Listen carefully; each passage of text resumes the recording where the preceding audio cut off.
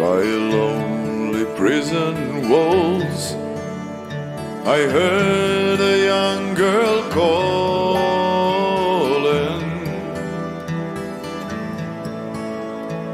Michael, they have taken you away, for you stole Trevelyan scorn, so the young might see the morn.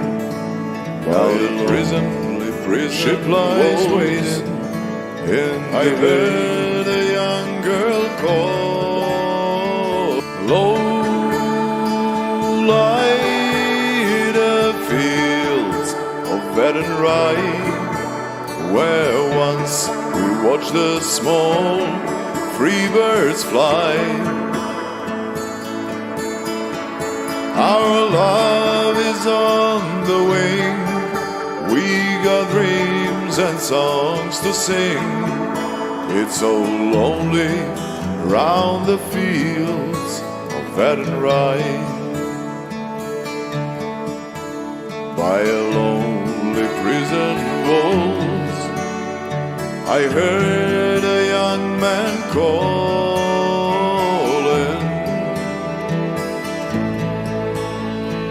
nothing matters, Mary, when you're free.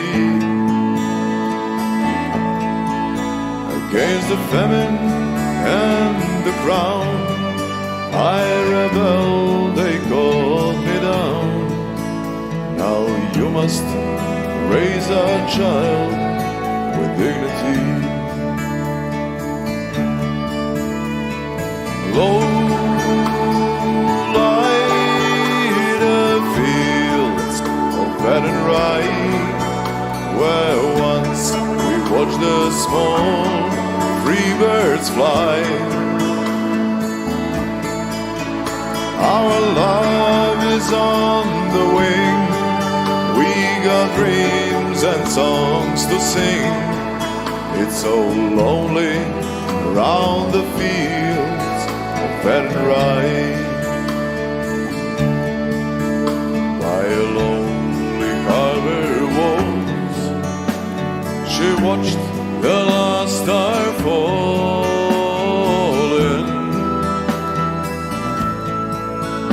as the prison ship sailed out against the sky. And she stood to hope and pray for a love in Botany Bay. It's so lonely round the fields of Baton Rye. Low lie the fields of Baton Rye, where once we watched the small birds fly. Our love is on the wing, we got dreams and songs to sing. It's so lonely round the fields of Baton Rye.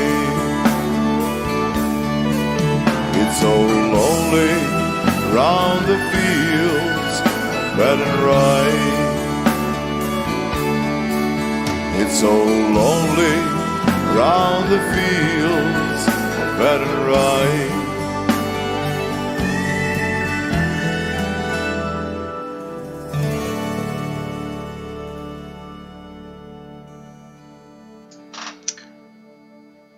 And at the top of the afternoon to you all here on this St. Patrick's Day.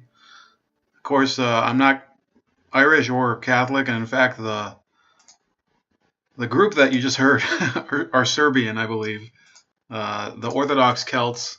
They have this song "Fields of Athenry." I think it's a cover from some other bands. So yeah, there's very little that I can personally use to give you memories of St. Patrick's Day. I've always had to work on St. Patrick's Day. Happens to be that this time is a Sunday, and I don't observe the holiday in a religious sense either because I'm Jewish. But if you're out there and you're recovering from a hangover, or you're, in lockup, best of luck to you, because obviously it's a Sunday, and of course, this is a time-honored tradition here where I live, as well as in a lot of American cities like Chicago and Boston and whatever. I think that really St. Patrick's Day was one of the first holidays that was probably just, mass marketed for people in order to sell crap. And those people who probably took it seriously back at the beginning are probably looking at it today and saying, where the hell did we go wrong? How did we make this into such a joke?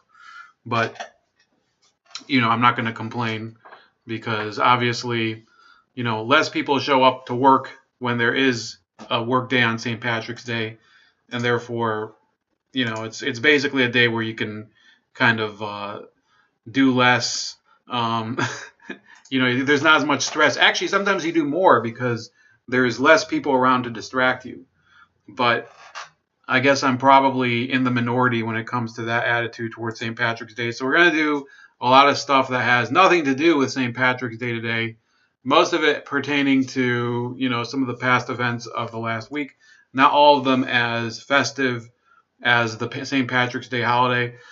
So the first issue I want to get out of the way is the New Zealand event, which I am not going to address directly, because I'm sure that people are going to use anything you say in order to justify some sort of censorship or strikes or whatever. So let me just say that I don't believe in people taking the lives of others in order to create political chaos. Okay, I don't think that it's a good idea. I personally oppose it, and I've never been in favor of it.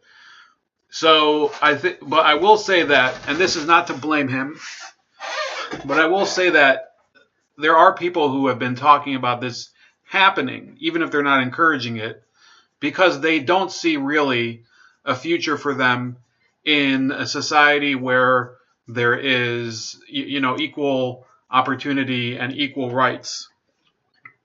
And they also like to use the immigration problem as kind of their, what they call the black pill. They say black pilling is basically acceptance of the truth that the immigration crisis is not going to be solved, not by one president. In fact, many of them have dumped Donald Trump.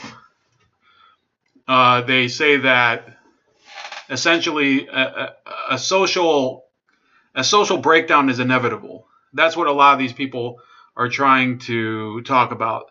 That inevitably we're going to see society fall apart and divide along racial and social lines that have nothing to do with, traditional American conservatism, constitutional conservatism. And you know what? I've listened to their views, the people who call themselves black pillars. But by the way, thank you for Kilgore and Larry for coming here, working off your hangovers here. Larry says, a San Francisco police officer friend of mine says St. Patty's Day and New Year's Eve are the biggest days for rounding up the amateurs. So, I mean, I guess, yeah, people who aren't used to getting really blackout drunk. I've actually cut back my drinking a lot. I think back maybe 4 or 5 years ago, I was much more of a heavy drinker. So, no, I'm not drunk today, and I kind of try to limit it because it does pack on the calories. So, and I don't need those, as you can probably observe just from looking at my face. So, getting back to the black pill issue, and Larry Gerke says correctly that Stick Sex and Hammer posted a good video on this. Yes, those people are basically. It's not that it's not just that they think that civil war is the upcoming reality. They would actually rather have a civil war, rather have society break down than have to, fix the problems that are going on in society. So some of them are jumping onto this Yang Gang 2020 ride, and credit where credit's due. I think Andrew Yang is one of the more intelligent candidates. I think he's one of the ones that gives a little bit of a different vision and a more well thought out vision. I would say are still better than having no vision at all, because at least you can hold somebody accountable for things that they can't deliver. And these people think that they're holding President Trump accountable for him not coming through with his promises. So let me see here. Black outing. Yeah, I'm not sure. I'm not sure what you mean by that. I did see. I think he's made several videos on this already. So I'll give my perspective on this after we watch some of James Alsup's video. Now, James Alsup, I wouldn't say that I have too much common ground with him. I think that he is much more of an immigration hawk than the typical, than even the typical Republican voter, than even the typical conservative. He's kind of a racial identitarian. Okay, he did go to the Unite the Right rally in Virginia, Charlottesville, back in 2017. And he does want the GOP to be more focused on demographic issues among white Americans. So there's no reason that I'd necessarily have much common ground with him, because I don't have a problem with necessarily people coming here if they have, if they're able to fill positions that we do need here. I have no problem with it. On that topic, I disagree with James Alsup. I also disagree with some people that are a little more moderate than him, like Tom Binns. And let me see here. Yeah, I've seen that video, the Asian capitalist video on that. And yeah, those people, I'm not sure exactly what they're trying to accomplish, because you're seeing there are people who they don't really, they want society because it won't go to a phase that they think is sufficiently socially compatible with their worldview. I'm talking about in terms of social mores, in terms of the relationship between the racial groups. They have basically thrown away their belief in the free market and said, well, we're going to use this Yang Gang thing, this UBI, Universal Basic Income, in order to help crash the system. And when they crash the system, they hope that that will engender a real awakening of white identity in the United States, which they feel will lead to a more compatible republic for their needs. This isn't just James Alsup. This isn't just the Asian capitalists who I'm not sure what their interest in this would be.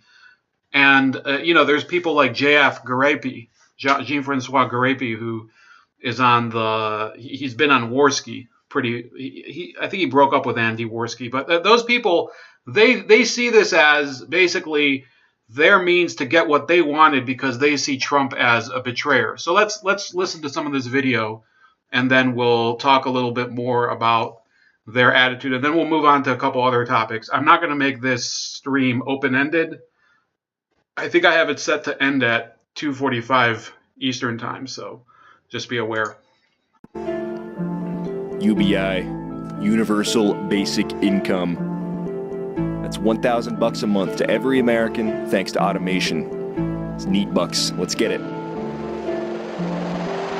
Yang gang, yang gang, yang gang, yang gang, yang gang, yang gang, yang gang. Give me $1,000 for computer games. Orange Man fucked up his campaign. All I'm missing right now is my pink hat. What's up, everybody, and welcome back to my YouTube channel / SoundCloud rap project. If you want a full version of that hot banger from the beginning, let me know in the comments. Today we're going to focus on two topics. One I've talked about at length, tech censorship, and another that is relatively new and I haven't talked about yet, although I've wanted to. That is, of course, Andrew Yang. First, on the tech censorship front. As you already know, in American society, there is a witch hunt going on against anyone that isn't totally politically correct. Conservatives and people on the right have generally been the biggest targets in this new cultural purge. Consequences include everything from deplatforming to being banned from social media to being banned from payment processors, even banks now. Getting banned from Twitter, that's so 2017. Nowadays, people are getting banned from Facebook, PayPal, Patreon, and just about every other internet service you can think of. Even people's bank accounts, private bank accounts not at all associated to any organization, even private bank accounts are being shut down. I won't discuss the specific details, but even I was denied an insurance policy because of my politics. People like Tommy Robinson have been totally unpersoned by big tech social media companies. Gavin McInnes has been totally unpersoned as well. banned from PayPal, Facebook, and Twitter. Alex Jones and InfoWars, Owen Benjamin, Mike Enoch, Baked Alaska, Milo, Sargon, myself, even people with relatively milquetoast politics like Laura Loomer and Jacob Wall are the latest examples of people unpersoned by Twitter. Some of the most influential people in political alternative media are being silenced. Some of the president's biggest supporters in 2016, people like me, who led college Republicans groups and even spoke at a Trump rally, are being denied access to the digital public square that is Twitter. Big corporations and big tech are working together to essentially delete people from public life, not only banning them from speaking politically in public, but shutting them out of the economy altogether. And while some of the most ardent and steadfast supporters of the president and his agenda are being silenced, what is the president doing about it? What action is he taking to ensure that all Americans, regardless of political views, and not just e-celebrities, have access to participate in political discourse in the public square? Well, good question. Because he's doing absolutely nothing. The man with power over the FCC, the man with power over executive orders, is sitting there on the sidelines watching as his strongest supporters get mowed down by the combine harvester that is the Twitter and social media ban machine. There is a candidate, though, in the 2020 presidential race that is talking about internet censorship and big tech, and he has proposed solutions to ensure that Americans' right to free speech online is protected. In today's video, we are talking about Andrew Yang and how, even as a Democrat, he is proposing better solutions to the big tech problem than President Trump is. It isn't just that Trump isn't doing anything. He's actually acknowledging the problem and then bragging about how smart he is and how he doesn't need to do anything. It's infuriating and, to be honest, unacceptable. I mean, this is where we're at. The guy won't do anything to defend his own supporters, and even a technocrat Democrat is looking like a better candidate.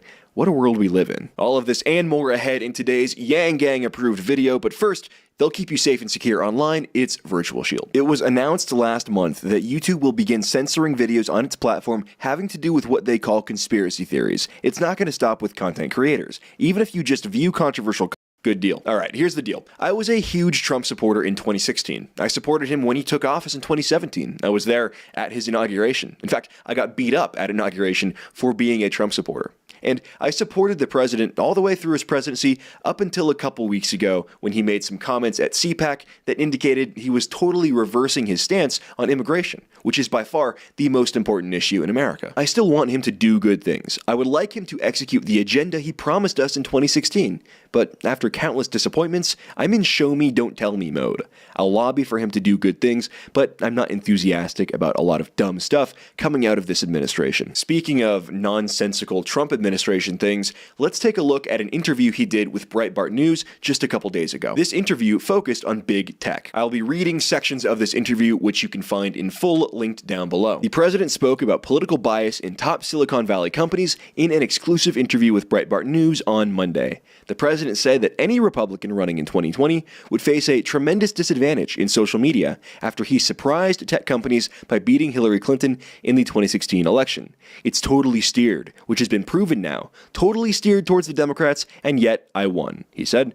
Breitbart News editor-in-chief Alex Marlow told the president he would be running against not only the Democrats and the media, but also the big tech companies during his presidential run in 2020. The president responded by noting Senator Elizabeth Warren's presidential campaign proposal to break up the big tech companies. He sympathized with critics of the big tech companies like Facebook, Google, and Twitter who wanted to regulate the companies. I understand a lot of people wanting to look into it. I mean, normally I'd like to say, let it be free, let it all be free, but it's not free, Trump said. It's really run by a small number of people. The president also referred to reports from Breitbart News exposing tech bias against conservatives in companies like Twitter, Facebook, and Google. Now we've seen it. Now we've caught them. We've seen the speeches. We've seen the in-house little videos that somehow got released. To me, that's a very big scandal, he said. The big tech masters of the universe have made it clear that they are dedicating themselves to not allow a repeat of Trump's 2016 election win. During an all-hands company meeting after the election, Google VP Kent Walker said that nationalism must just be a hiccup in the march towards progress. Google accomplishes this goal by manipulating search autocomplete results, among other techniques. Meanwhile, all right, so let me stop here for a second, and I don't think we're going to watch this whole thing.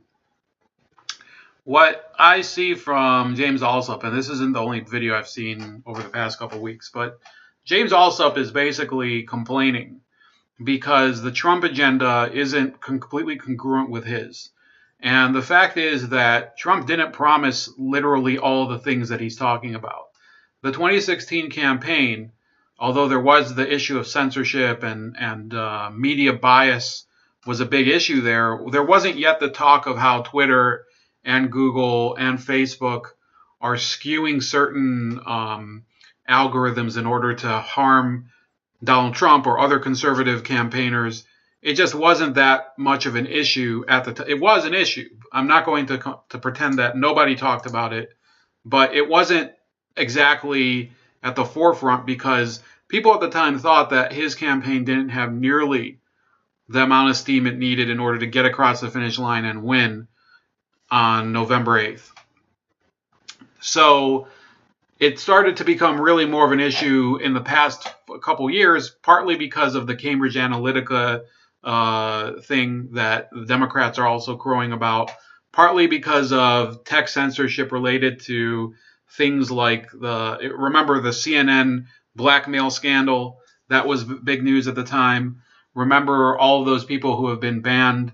And by the way, these Facebook, YouTube, and Twitter bans are going back probably before the 2016 election, and they are a huge issue. And there's no one who will speak out more about this than, a lot of people who, James Alsop is one person. I mention it all the time. Styx Hexenhammer talks about it. Steven Crowder. You have Peterson. But for James Alsop, it isn't enough because he thinks that by the president not making it the top priority, that he's essentially selling out his supporters. And the fact of the matter is that the way I see solving the tech censorship issue is not through executive order, because you can already see that with a brief that has to do with actual national security and border security, the Democrats are already pulling out all the stops that they can in order to block Donald Trump. With the wall funding and the national emergency. Those are things he already has in his purview that he can do. What is going to be the reaction if Donald Trump decides through the FTC, the FCC, and all of these other bodies that could regulate tech companies, if he blatantly goes out there and says, well, we're just going to break you up, we're going to apply all these antitrust laws to you, blanket antitrust laws, break up all these companies. What's going to happen is that this will be tied up in the courts until the election. And in the meantime, the Democrats would use this as kind of their standard to call on the president to stop censoring these tech companies. They'll start to say, well, why is the president getting involved in the private market? Why is the president intervening in the commerce of these companies? Instead of doing that, what Donald Trump is doing, perhaps I don't know if this is within his strategy or not, is he's first of all addressing the issue on his end in public statements. And I think he could be doing more. Well, one thing I think that he could have done is to abandon Twitter altogether and move to a different platform. If he would have moved over to Gab, Twitter would have probably collapsed by now, because nobody, a lot of people just go on Twitter in order to comment on his tweets and kind of talk about him.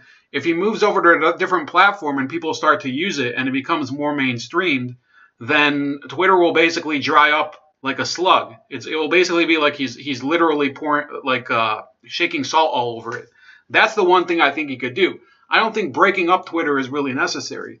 I think Twitter is actually approaching the point where it's probably going to, just eat itself alive.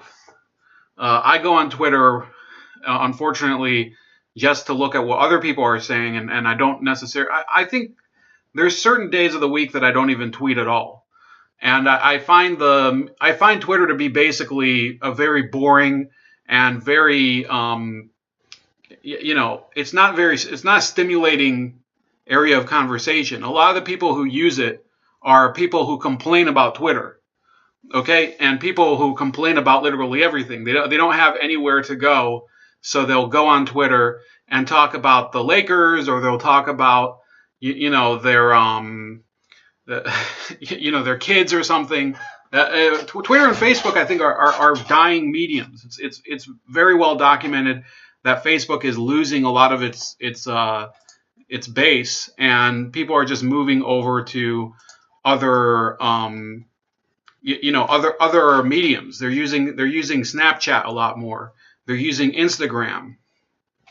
Those are the ones that are growing. And believe me, at a certain point, Instagram is also going to probably fall apart. So what I see in terms of his best strategy is something similar to what he's doing right now for Donald Trump. Instead, he's gotten people like Elizabeth Warren to latch onto this. And Elizabeth Warren already has no chance of threatening Donald Trump for president in 2020. By going up against Facebook, she's endangering her chances even more, because Facebook itself has close ties to Senate Majority Leader Chuck Schumer, if you don't know. I think Chuck Schumer's daughter actually worked there for a while, and they have some sort of close relationship. Schumer's campaign, his last Senate campaign, I think it was in 2014 or something, they received like a large bucket of donations from Facebook employees. So she's going to be going up against some of the company's political influence within her party. Even if she succeeds in affecting Facebook's operating methodology, it's going to actually harm the Democrats more than it'll help them, because almost nobody thinks that the Democrats actually have this this perspective that censorship is wrong, that the Democratic Party is standing for freedom of speech. It's quite the contrary. And Elizabeth Warren is the perfect example of somebody who stands for tech censorship and censorship in general. She wouldn't even have one of the more nationally famous opponents of her on the debate stage during her Senate campaign last year. Now, in point of fact, I'll acknowledge, Shiva Ayyadurai, who was the candidate, didn't receive a lot of support. So I'm not going to pretend as if the campaign was completely fruitless. I mean, the fact is he didn't get as much support as I thought he would get. But I would say that this whole issue where people are saying Donald Trump should go and sign executive orders talking about, breaking up big tech, breaking up Amazon, Facebook, and Google, first of all, the media is already against him. Suddenly they're going to jump on the side of these tech giants, and you're going to have a lot of lawsuits filed against the administration and tie them up. Instead, you're going to have the Democrats with this division between the Warren wing and the Schumer wing and a lot of these other people. They're going to get into this bitter battle within the party. Facebook is going to have to pick winners. They might actually have to taint the process worse than in 2020 by screwing Elizabeth Warren. They've already taken down one of her ads, by the way. I think they took down an ad of hers on Facebook criticizing Facebook.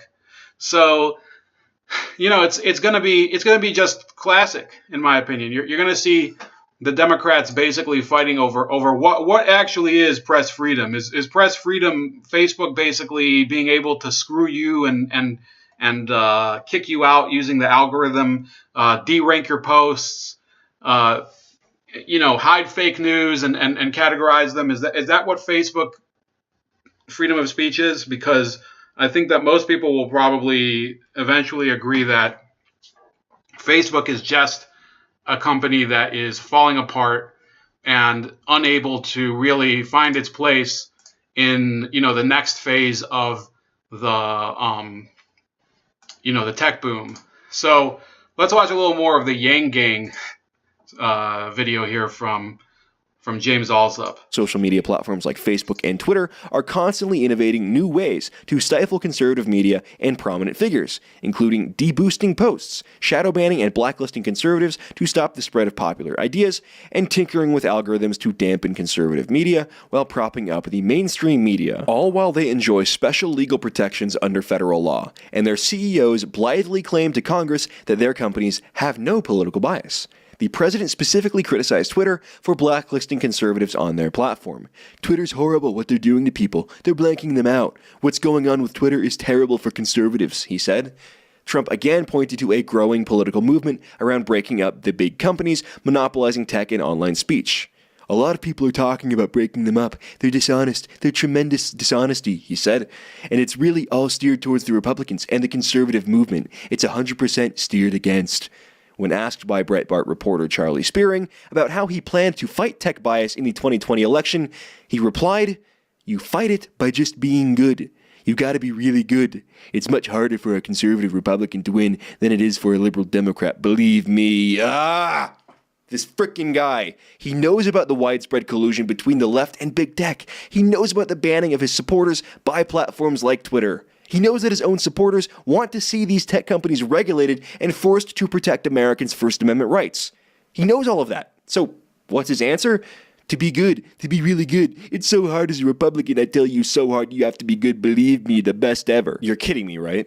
No, Trump, you don't beat censorship by being smarter or wittier or funnier or by being good. Having a good message doesn't stop you from being banned by Twitter, Facebook, Patreon, PayPal, and having your personal bank account shut down for having opinions that they don't like. You think what's happening on Twitter, where everyone to the right of Paul Ryan is getting banned for expressing their opinions? Well, you're the president. Do something about it. Do you think it's wrong that your half of the country can't express their political ideas without fear of social, financial, or sometimes even physical repercussions? Well, I don't know. Maybe do something about it. Issue an executive order stating that all social media companies that act as public squares for debate must honor the First Amendment and protect all legal political speech. But no, this guy is going to sit there twiddling his little thumbs, watching his entire base get kicked off of social media. He is not going to do a thing to protect free speech online. I would love nothing more than to be proven wrong on this. I would love if in 6 months my comment section is flooded with comments after Trump issues the freedom of political speech executive order, and people can call me an idiot for predicting this wouldn't happen, and you can accuse me of having bad takes and no political insight. I would love for that to come true. I will be waiting with bated breath for that to happen. How can you know in detail about your supporters' voices being erased from the internet, be the president, and not do anything about it? Do you think Barack Obama would just let his supporters be silenced and sit idly by doing nothing? No, there would be Department of Justice investigations for widespread systematic political bias. These companies would be taken to task. All right, this is where, you know, I don't, maybe we will see the rest of this video, but you look at him and look at his face right now. He's basically asking Donald Trump to behave like Barack Obama, do a lot of overreach into, you know, private industry. The same way, for example, there's I think it's called the Waters of the United States bill that was passed under President Obama that gave all of these kind of overkill EPA protections to bodies of water. And, you know, it basically crippled a lot of the farming industries. That's the attitude that Barack Obama took. Fast and Furious investigation, the IRS investigations into Tea Party groups. So what James Alsop is basically saying is not that he wants his freedom so that he can say and express things the way he wants. He's also saying, I want the president to do things whether or not they are an appropriate use of executive power and whether or not they're legal or not. Now, could there be some sort of basis for the argument that Donald Trump could use executive privilege, not executive privilege, but executive orders in order to break up tech companies? It's possible. Now, here's one thing that's happened just in the past couple of days that I think, you know, he said he wants to be proven wrong. This could be the beginning of James Alsop being proven wrong. Okay? Facebook is under federal criminal investigation. Federal prosecutors are examining the social media giants' data sharing deals with some of the world's largest tech companies. Now, this is the beginning. I don't think James Alsop realizes that the law is not exactly a sprint runner. The law is kind of more like a marathon. You see some of these cases that are litigated. The Rolling Stone a rape on campus case was I think settled in either 2017 or 2018. The events happened in 2014. And in this case, we don't even have charges filed yet. Because the truth of the matter is that you can't just rush headlong into an investigation and then a prosecution. That's not the way American society works. It might work that way in other countries. Okay, it might work that way over in Europe. where these things are more common, there is a little bit more tech censorship over there. And that's essentially the difference between prosecution and regulation, is that regulation can be slapped on at any time. Prosecution is a little more difficult. I think just this past week there was more regulation there was more prosecution, civil litigation against Volkswagen for their falsification of emissions data in the course of, I think that was what was exposed in 2017, that they were falsifying emissions data and stuff like that. So James Alsop just thinks that the government runs according to Donald Trump's whim. He can snap his fingers and these things can happen. Look, I'm not satisfied with the way that the administration has tackled tech censorship necessarily, but I'm not going to pretend that he can just go and tell the Federal Trade Commission and Ajit Pai, I think his name is, the head of the FCC, when they go and do these things, when they eliminated net neutrality, okay, when they eliminated net neutrality, I personally did not see much of a change in my service.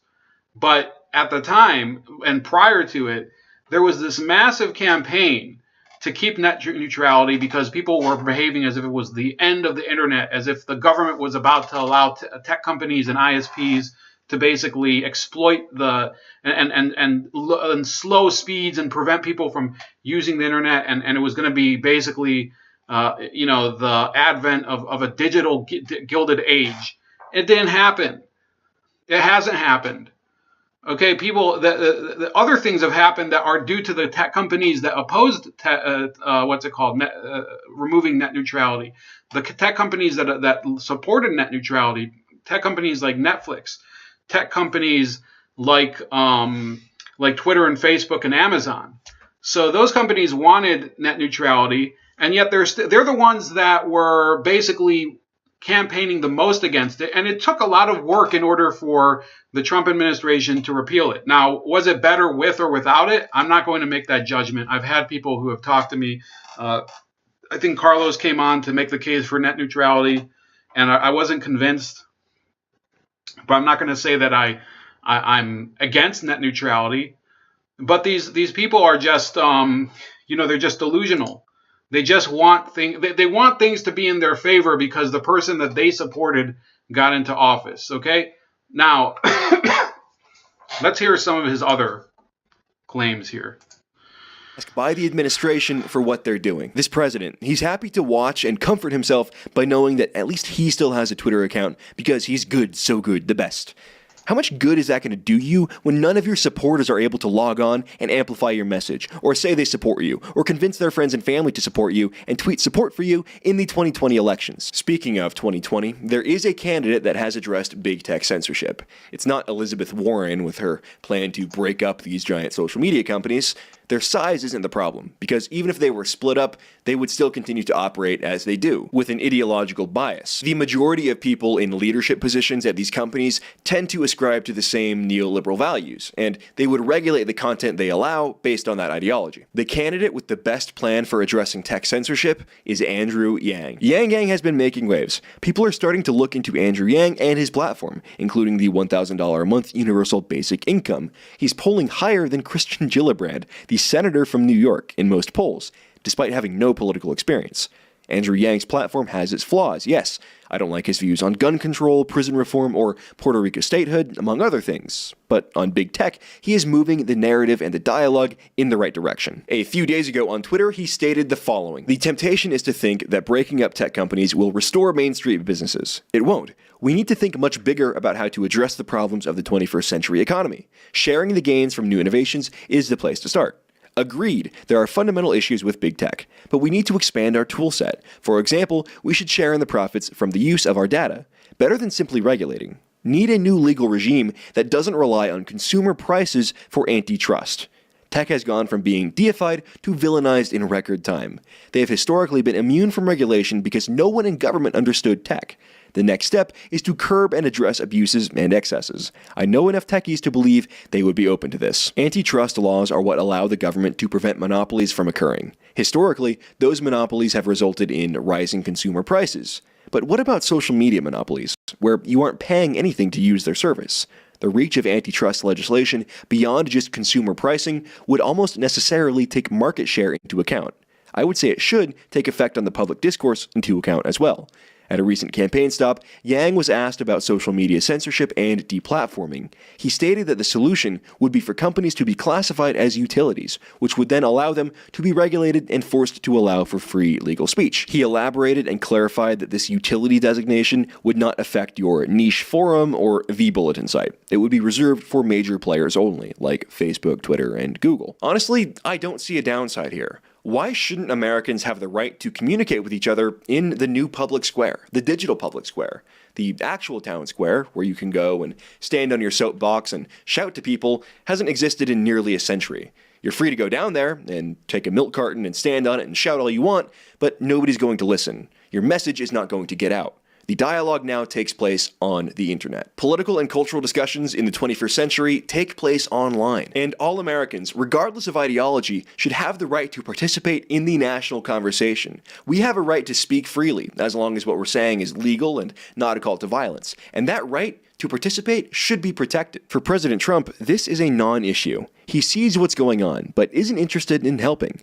Andrew Yang, for all of his platform's other faults, is at least shifting the conversation on big tech censorship in the right direction. Censorship and tyranny are still censorship and tyranny, regardless of whether they're being enforced and implemented by the state or an oligarchy of corporations. I'm excited to see Andrew Yang in the presidential debates talking about these very important issues. For President Trump, the top issues as of late have been more immigration, Israel, Robert Mueller, Israel, and more immigration. Yeah, not really what I voted for. Establishment conservatives will not fight back against big tech. And I'm sure it's just a coincidence that big tech is paying them millions of dollars at the same time. I'm sure all of that is just a great coincidence. CPAC, the Conservative Political Action Conference that banned Nick Fuentes, Faith Goldy, and others, it's sponsored by, you guessed it, Google.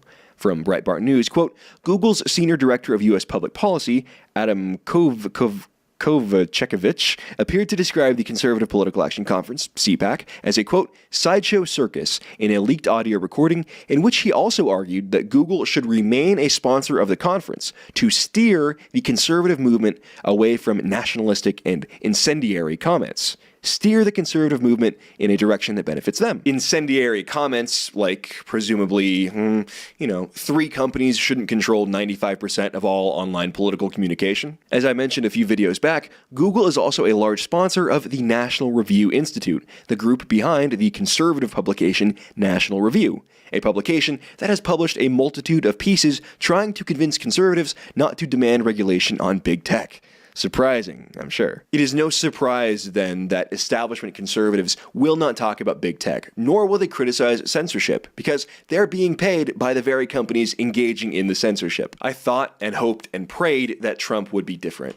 I thought that he would take a stand for free speech against oligarchic censorship, but I was wrong. His answer to this crisis is inaction, and that's not good enough. If Andrew Yang is going So, maybe we'll watch the last minute or so, but I'll give my perspective on what Andrew Yang's statement really means. Okay, it's basically a bait and switch.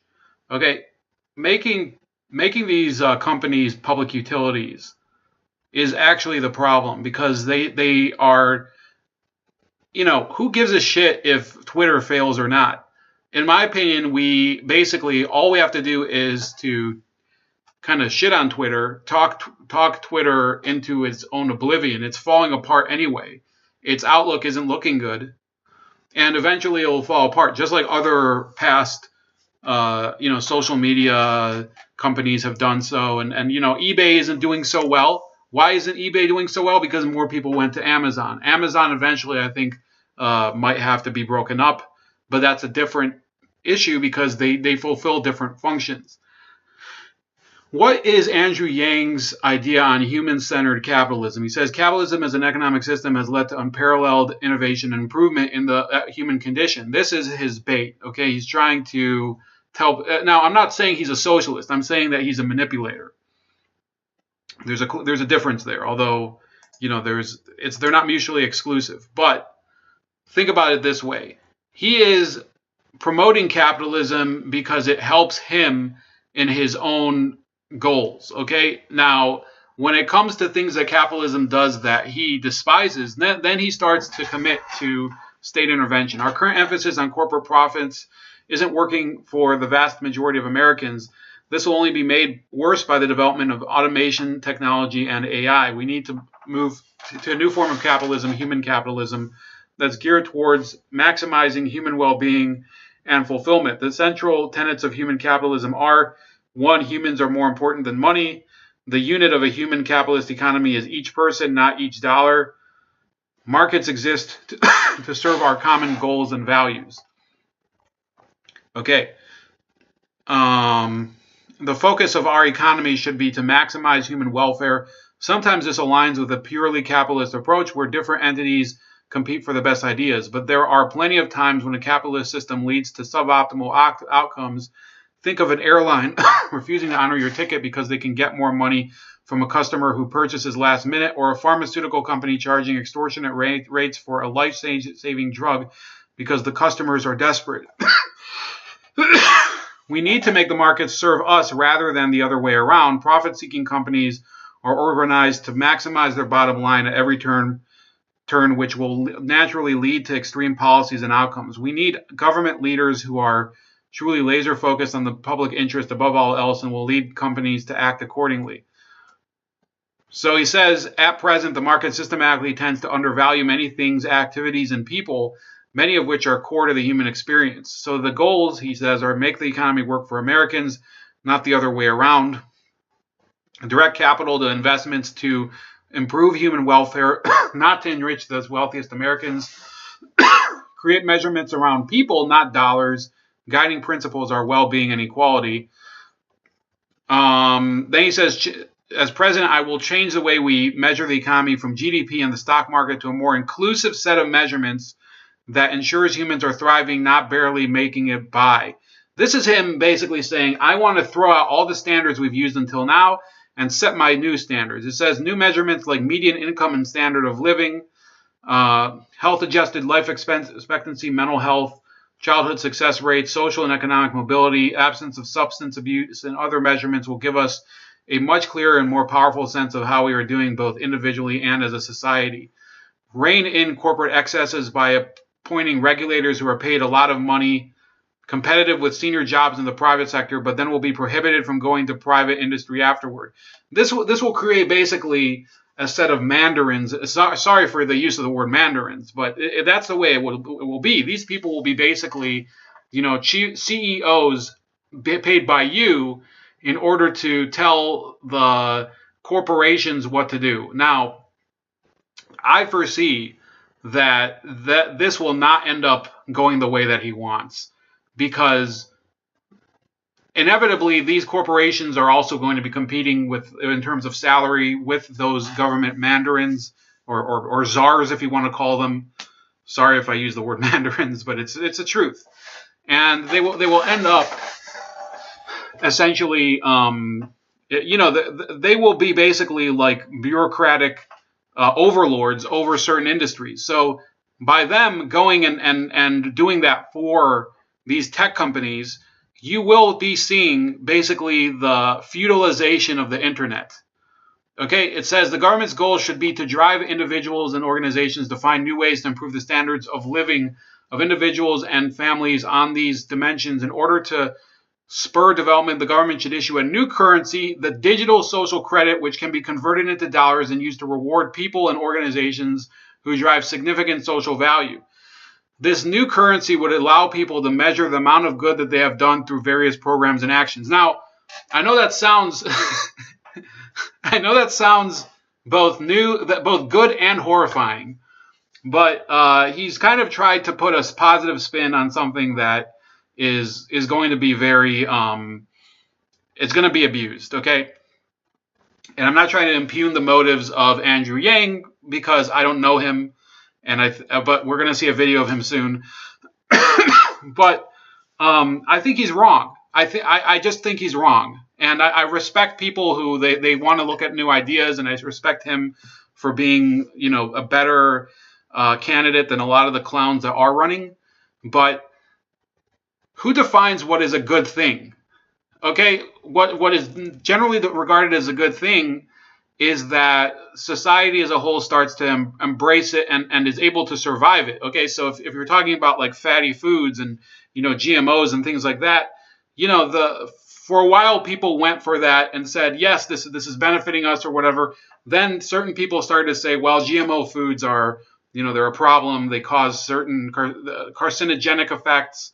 There's other stuff that are I'm not trying to focus on it, but I'm using it as an example. But eventually there was a counter movement, the organic movement, right? So then people started to obsess over, organic food, everything should be organic, blah blah blah, everything, artificial sweetener is the worst thing ever. Now, neither of those approaches is 100% wrong, but the logical extreme of both things is ridiculous. Okay, there are certain things that artificial and GMO foods put into your body that shouldn't be in your body. And there are certain things that they remove from the food chain that also shouldn't be in your body. Pasteurized milk, for example, you would probably agree is kind of an improvement. Now, some people say, well, I'm going to drink whole milk that's been unpasteurized. Okay, you take a risk.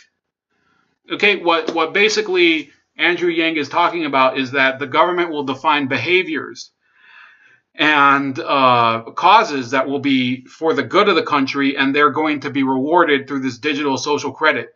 The logical extension of that, which Yang isn't talking about, but I think somebody eventually will, and that could be him as well, is that there's going to be negative social credit, which is something that's being talked about abroad. And I will never support that. I think people should be allowed to make decisions that don't harm other people and not be penalized for them. And I think that this is a very destructive idea. And he says this. Imagine an AI life coach with the voice of Oprah or Tom Hanks trying to help parents stay together to raise kids, or a new legion of builders and destroyers that install millions of solar panels across the country, upgrade our infrastructure, and remove derelict buildings while also employing tens of thousands of workers. So he's kind of a space-aged utopian. And I don't think I have a lot of time left. Let me see if I can extend a little. Just a second. I'm going to have to extend this because otherwise it'll time out on me.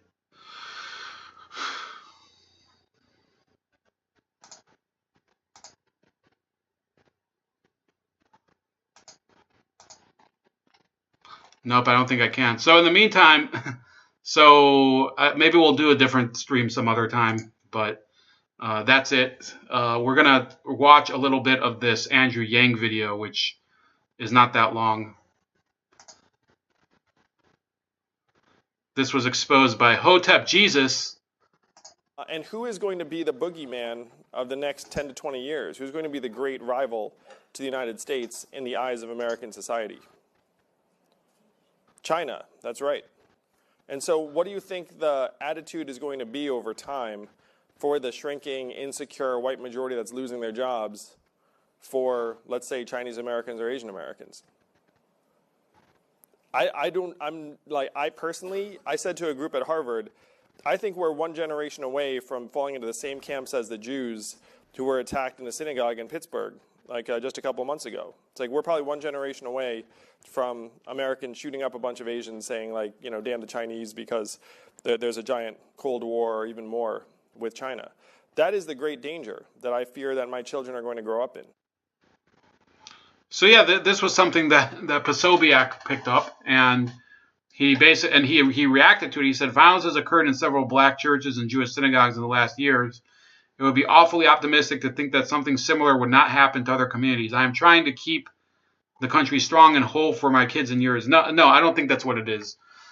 This is racial fear-mongering. And by him doing these types of things and by calling for gun control, by the way, he's very pro-gun control. He just puts a different face on it. He talks a little bit more about assault weapons and giving people those having people use their use those guns that could be identified. Look, people are donating to him, so good for him. But Yeah, he's basically this guy who is going to create this massive government bureaucracy to regulate your behavior. Okay, and I'm not going to get behind it. I'm not going to take the James Alsop approach and blackpill myself by saying, well, he'll just crash the system. It could be worse than crashing the system.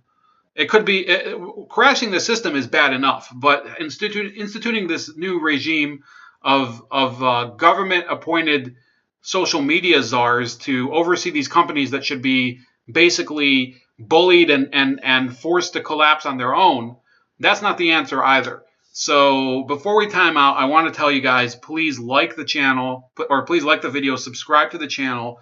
Also subscribe to my other channels I have on BitChute. For some reason, my videos are not uploading there lately automatically. I might have to take a look at that. And on Minds and Gab, I also have a second channel, Razor Ray Special Cuts. I'll try to put something up there soon because I want to keep it relevant. And I'll talk to you guys later. Have a great St. Patrick's Day as usual. Even I don't observe it, but if you are, go ahead and take it easy. And Yang Gang. What is it? Yeah, Yang Gang.